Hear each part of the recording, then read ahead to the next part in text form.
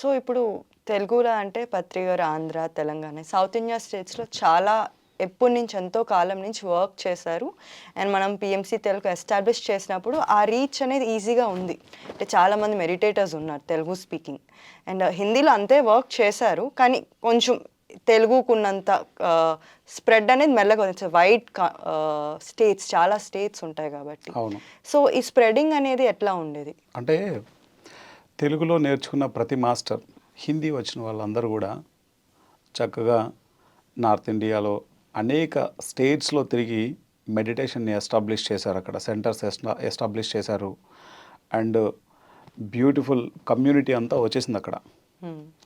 ఉదాహరణకు సాయి కుమార్ రెడ్డి సార్ కానీ, అలాగే భానుప్రసాద్ మాస్టర్ తన ఎంటైర్ లైఫ్ అంతా డెడికేట్ చేశారు ఆయన. మ్యాక్సిమం ఢిల్లీ చుట్టుపక్కల ఉన్నటువంటి అనేక రాష్ట్రాలు తిరిగారు ఆయన. అలాగే చండీగఢ్లో రామరాజు గారు అని ఉండేవారు, వైజాగ్ మాస్టర్. ఇప్పుడు వన్ మీడియా నెట్వర్క్ లిమిటెడ్కి ఒక డైరెక్టర్ ఆయన. సో 16 ఇయర్స్ నుంచి ఆయన తన లైఫ్ని నార్త్ ఇండియాకు డెడికేట్ చేశారు ఆయన, ఆ మాస్టర్.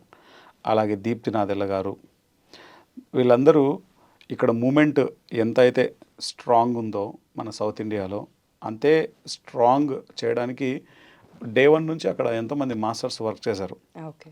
ఆంజనేయ శర్మ గారు, లింగారెడ్డి మాస్టర్, మారుతి మాస్టర్, కృష్ణా బొమ్మ గారు, పల్లవి మాస్టర్, అలా ఎంతోమంది మాస్టర్స్ ఉన్నారు. నాకు తెలిసిన కొంతమంది పేర్లు మీకు ఉదాహరణ చెప్తున్నాను. బట్ చాలామంది మాస్టర్స్ ఉన్నారు అక్కడ. మన సౌత్ ఇండియా నుంచి వెళ్ళి నార్త్ ఇండియాలో మెడిటేషన్ని ఎస్టాబ్లిష్ చేసిన వాళ్ళు చాలామంది. Once DLN Shastri sir family వచ్చిన తర్వాత, ఒక్కసారి ఆ ఫ్యామిలీ వచ్చిన తర్వాత పత్రి సార్ ఇంకెవ్వరు అక్కర్లేదు, ఏ ఫ్యామిలీ అయితే రావాలో ఆ ఫ్యామిలీ కోసం నేను ఇన్ని సంవత్సరాలు వెయిట్ చేశాను, ఆ ఫ్యామిలీ వచ్చేసింది కాబట్టి ఇంకా మీరు అందరూ వెళ్ళిపోవచ్చు అని చెప్పేసి అందరినీ పంపించేసేసారు. ఒక్కసారి డిఎల్ఎన్ శాస్త్రి సార్ వచ్చిన తర్వాత మెడిటేషన్లోకి నార్త్ ఇండియా మూమెంట్ అంతా 1,00,000 రెట్లు పెరిగింది. యా, ఇక్కడ కొన్ని వందల మంది చేసే పని నార్త్ ఇండియాలో ఒక డిఎల్ఎన్ శాస్త్రి సార్ ఫ్యామిలీ చేసింది.